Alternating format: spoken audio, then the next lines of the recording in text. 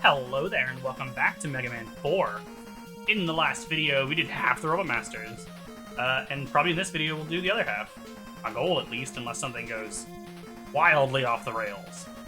I want to mention real quick, though, that now we have the border. I keep forgetting to turn the borders on in the classic games. Somehow I turned it off in 3 accidentally, so it's in, like, the first video, but not after that. I don't know what's wrong with me, but I want to have it, because this is cool. Anyway, Toadman's next.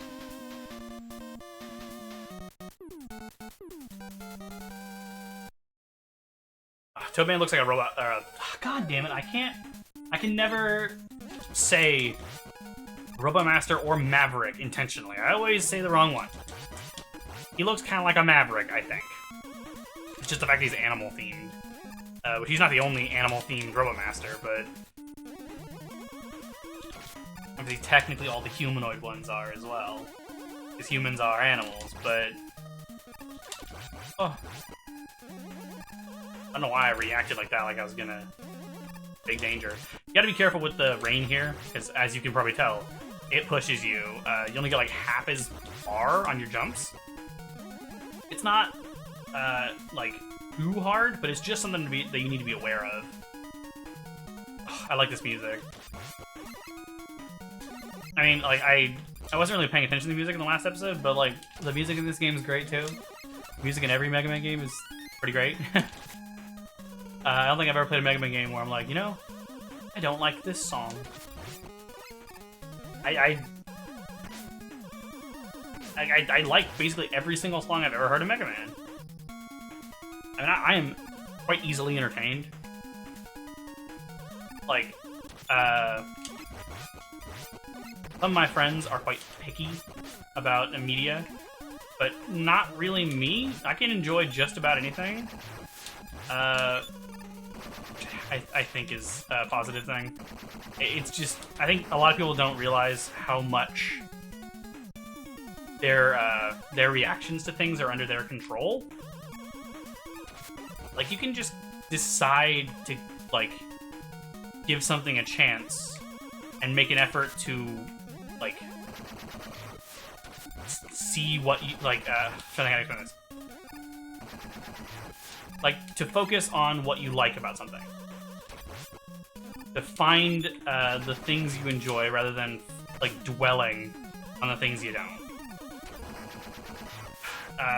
Whether or not you like something, or at least whether or not you enjoy a piece of media, is largely under your control, in my opinion.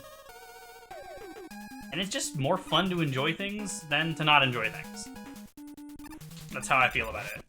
Which is essentially a misquote, or a paraphrase, of Cinema Wins' tagline, a great YouTube channel. It's like Cinema Sins, which points out all of the quote-unquote flaws in a movie, but he talks about all the good things. Although he also acknowledges issues. I think his videos are very pleasant, and it's, in my opinion, just a better way to do discourse. I really dislike discourse on a game that is, like, negative forward. I think people that very confidently... Oh, by the way, you can pause in this game when you have a weapon on screen. It goes away. Very useful. This fight's fun. Using the weapon on him stops him from doing his rain attack. He's not going to use it here. I'll show it later when I fight him in the refights. I just didn't want to die. But I feel like a lot of people don't think enough about how to treat differing opinions with respect. Like, a lot of people are very confident in talking about things they dislike, and they'll just outright call a movie or a game bad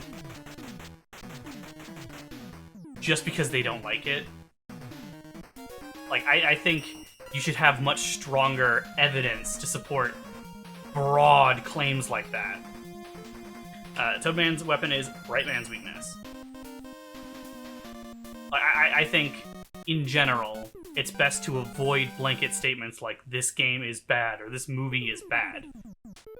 And one of the main reasons, I think, that's just really disrespectful to people that like that product. Like, just because you don't like something, that doesn't mean someone else's opinion is less valid. But a lot of people just speak as if their opinion is gospel. And it really annoys me. I think not enough people think about how their statements, well, really just in general. I think a lot of people do not think about how what they say will impact how other people feel. I think empathy is a sadly uncommon concept. Not entirely, but I just feel like a lot of people are very comfortable just ignoring how other people feel. And I feel like that's a prime example of that. In talking about popular media. I try not to say, I try not to call things outright bad unless I have like an actually good, well thought out argument about it. I usually just say like, oh, it wasn't really my thing, or I didn't enjoy it. But I prefer to speak in subjective terms because opinions are subjective. I like just sitting here, by the way. It's like one of my favorite little spots in the game. But I think it's all too easy to forget that opinions on media are essentially entirely subjective. There's just like, there's not much of a logical, there's not much of an objective argument that can be made about some media. Obviously there are like agreed upon things that could be considered more objective. But like, especially with video games, just something that someone doesn't enjoy, someone else can. And I think it's all too easy for someone to say, oh, this isn't fun, rather than just, I don't enjoy this. In the past, some of the things that the YouTuber and animator and Let's Player and other things, Egoraptor, has said, where I think he in the past has had a tendency to just very boldly complain about and insult anything he doesn't like. And part of that's because he's like, or at least part of his excuse is that he's like playing a character or playing it up for comedy's sake. And like, at least for me, I just don't find that funny. I think it's disrespectful, especially like, aw, shit. I'm trying to think how to phrase this well. But like, I think it's worth considering whether or not your opinion on a certain thing is similar to the majority. Like, obviously that shouldn't really entirely determine anything. Quality is irrelevant of context. And your opinion is not affected by, not necessarily impacted by the opinions of others. But a media product that is largely very popular, I think it's worth being particularly careful in how you phrase criticism or complaints. God, I needed to be more careful in that jump. You can also just use RushJet to skip through at least part of this.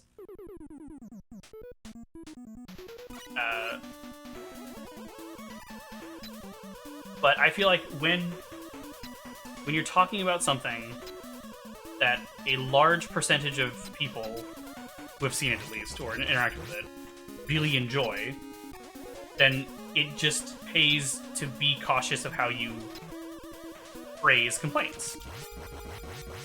because it's very easy to come off more dismissive than you mean to. I feel like a lot of people just don't necessarily think that much about how other people feel when they just dismiss their opinions. Because I think it's really rude to just sort of like act like someone else's opinion doesn't matter. And like, I feel like a lot of people don't realize when they do that. Egoraptor, I have a specific example to point out about Egoraptor. In his Zelda Sequelitis video, which personally I don't really like that video. I don't think he has very good points. Obviously, we just disagree on the opinion side there, but in the past, I have gone through every single point of his in the video, because I'm a bit obsessive, apparently. And in my opinion, at least, I don't think he has very many good points. I feel like a lot of the things he says are either just factually untrue, which that's not many, there's a couple that I think are like that, or things are the same between the two games he's comparing, Link to the Past and Ocarina of Time, and he just doesn't mention it. He just uses it however it's useful for his argument. I just think he misunderstands the intended experience and the fact that the games are not trying to do the same thing. But the main thing is he brings up Skyward Sword for no reason. I feel like it doesn't fit the argument. It's off topic. He's just complaining about a popular Zelda game, and so he starts complaining about another popular Zelda game. And he just, like... And the main thing he does that annoys me is he brings up the fact that the game received dozens of perfect scores when it came out, and then just, like, sweeps all that away. And there's just this, like, holier-than-thou tone that I really don't like, where it feels like he's saying that everyone else's opinions are wrong, and he's right. And that's just sort of, like, a clear example of a thing that I dislike. I apologize if I'm just ranting about this, but I actually feel quite passionate about the idea that you should be empathetic when phrasing complaints, when complaining. Anyway, onto a different topic. This level has the other collectible, and I did actually successfully remember where they are, because I am certain it's in this level. Oh, I love, the sand effect here is fun. It's just like, you slowly sink. God, that rant just consumed my brain, and now I'm not sure what to talk about. This game is going very smoothly. This is where the item is. You gonna come back? You can also use the wire as a weapon, by the way. It doesn't do a lot of damage, but it's a weapon, technically. Rush Marine is in this game as well. I don't remember if I ever use it, but it is technically here. I'm trying to remember if... I think collecting this item does not respawn you. Because the wire does, because you'd be trapped down there otherwise. You just have to, like, kill yourself on the spikes. But this item is just, like, hanging out. It's a bee. Or balloon. Oh, I might be wrong. It might respawn me anyway. Yeah, it does. Even though I could just walk back. It respawns you to the next screen. This is directly down from up there. The balloon basically works exactly like item 1 in the first game, the second game. Except that it rises more slowly when you're on it, I think. And it disappears more quickly than item 1 did. But I forgot just how comparatively easy this game is. It's fun, but it's certainly less challenging than, I think, 3, 6, 7, 8, 9, and 10.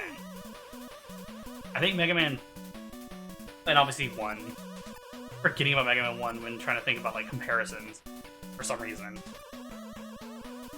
But I think Mega Man 5 is even a bit easier than this game. They're both great starting points for the series. Especially if you like the charging. Because I don't think I explicitly said this, but basically every single other classic game has charging between 4 and 8. 4, 5, 6, 7, and 8 all have it. Also, this level's really short, man. God. You might notice that Right Man gave us the... I think it said Time Stopper? Oh, I forget it works differently than the Flash Stopper. It is essentially the equivalent of the Flash Stopper from the previous game. But you have to still damage him directly. Actually, if you want to wait till he lands, it's much better, because you can just stand still and mash. Otherwise, it freezes time just like the Flash Stopper. And I actually think that it would be called the Flash Stopper in this game if that wasn't the name of Flashman's weapon. I feel like swapping the two names would actually make more sense.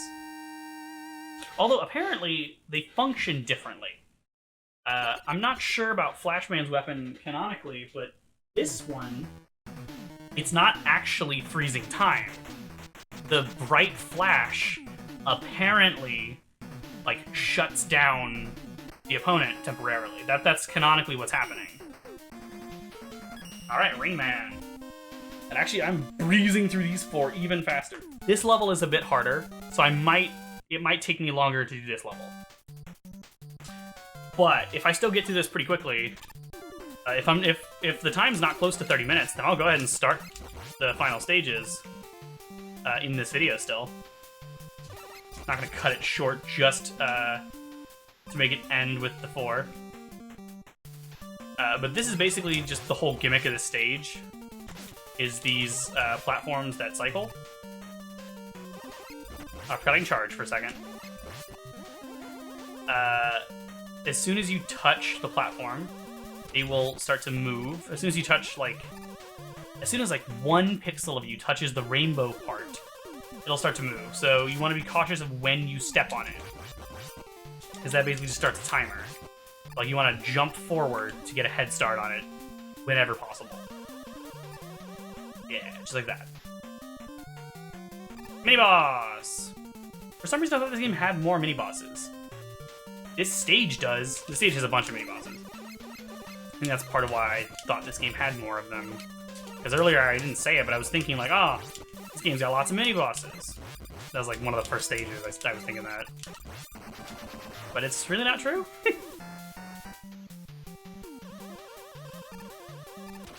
But that's about all there is to this stage.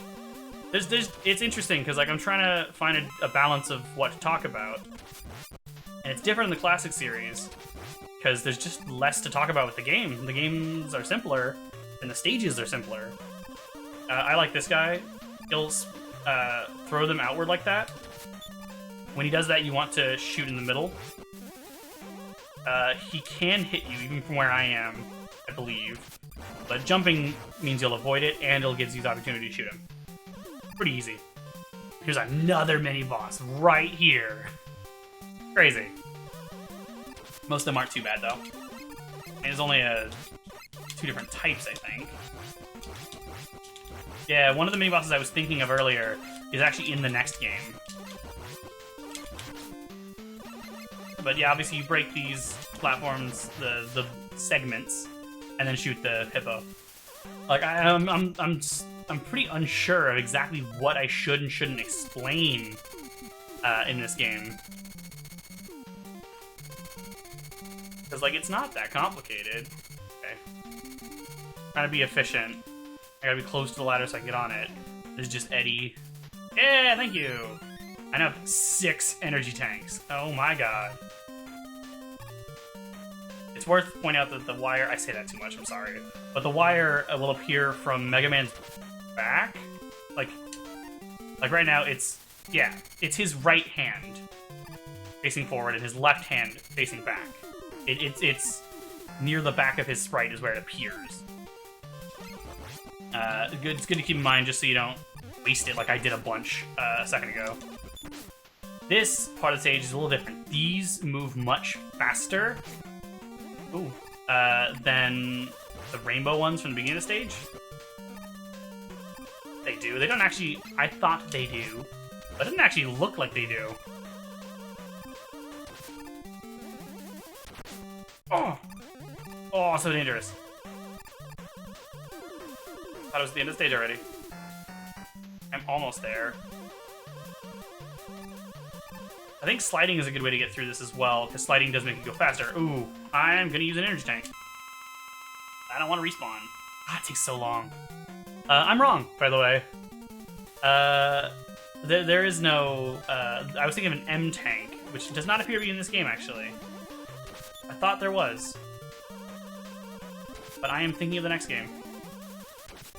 God, I'm so out of practice with the classic series. It's almost embarrassing. This one's much harder to avoid taking hits. He also doesn't stay open as long. So it's probably better to just, like, jump and mash rather than the charge shots that I do in the first guy. But once they bounce, you have to wait for them to go off screen before you can shoot again, because, as always, you can only have 3 shots on screen. There we go. And here we are at the last Robot Master. Do I have lives left? I think I do. Yeah, totally. So I'm gonna try this without his weakness. This is also a really fun fight to do Buster only. It's quite tough. He throws the boomerangs forward, and then they move diagonally either up or down, depending on where he is. Which is basically, that's all he does. You just keep that in mind. I'm gonna try one more time. He's fun. Oh, actually no. The Pharaoh shot's really cool. It's another weapon that has a charge, and you can actually cheat with it a little bit. You can start charging... No, I messed up. No, here it is. Yeah, the ball on top of your head is physical, but you also still have the shot. So if you like unpause, if you charge without shooting, it'll appear above your head, and you can hit an enemy with that, and that didn't use any energy. It's not until... Oh, shit. Of course, I die when actually using his weakness. I'm trying to explain how it works. It's a shot that you charge, and it goes above your head, and then you can shoot it. But the shot that's physically above your head is not related to the shot you have charged, basically. That can hit an enemy, and then you still have the ability to shoot it. It's weird. It's really useful, though. Although here, it kind of means you have to tank a hit, unless you just time his jumps. Because he'll go to the other side, and then jump. Oh, god damn it! Is that a game over? Oh, I'm fucking stupid! Shit! Okay, I will be right back. Yeah. I'll be back. I will see you back at Ringman. So many mini bosses to redo. This is the worst stage to redo. God damn it.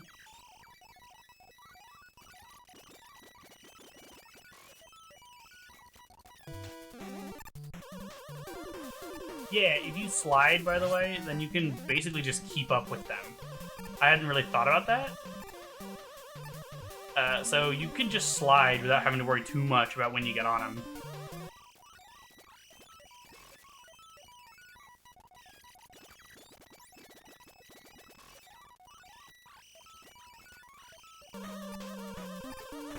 Oh! Whoa! That was cool! Shit. You can't slide on these, because, I don't know if it's consistent. I was not paying attention. But, you'll see a text on screen pointing out if I'm right or not. But I think all of the ones, all the rainbow platforms move, like, in your direction.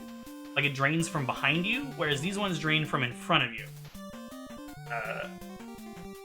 So you have to be more cautious with these ones, not because they're faster like I thought they were, but just because they're going against, the movement of the platform is going against you.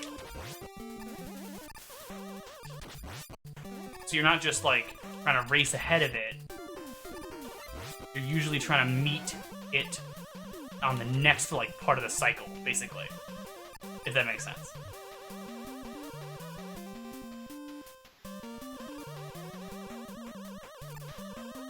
And often it's good to just like wait like that and like follow it along in a better part of the cycle.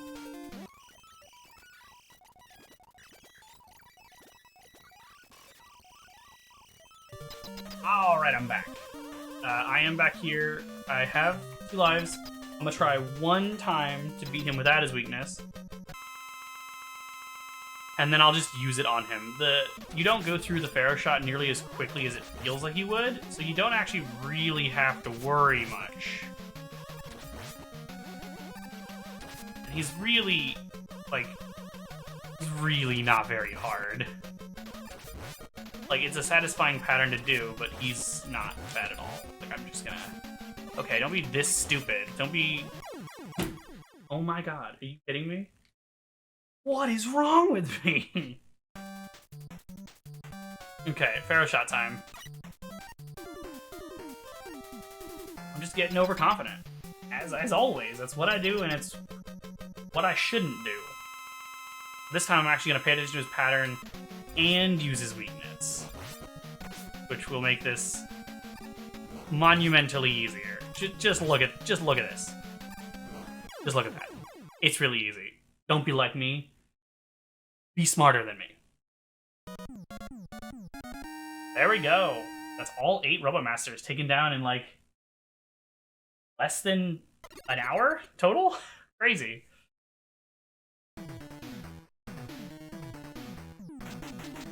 You got Ring Boomerang. Ring Boomerang is quite good. It's basically this game's best weapon. Oh, my eye is bothering me. There's Dr. Cossack. I love the look of his castle.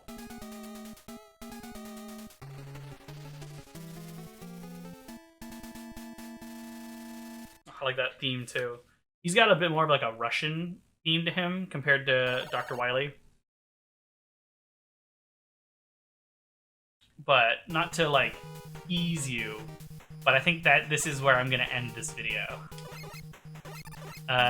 So in the next video, we'll at least get through most of what's left. Maybe the entirety? Just depends. Yeah, I will see you there. So, let me do my actual outro, instead of screwing it up like I have a couple times now. I will see you guys in the next video. Thanks for watching. It's not like it's that complicated. Whatever. I like consistency.